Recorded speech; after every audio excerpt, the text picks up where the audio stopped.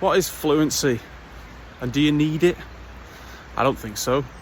Dwi ddim yn rhugl yn Gymraeg. Dwi ddim yn rhugl. Dwi ddim yn rhugl yn Saesneg.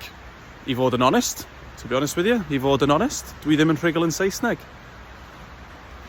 We need to stop looking at fluency or languages as a whole as this sort of binary ultimatum. We either are or we aren't.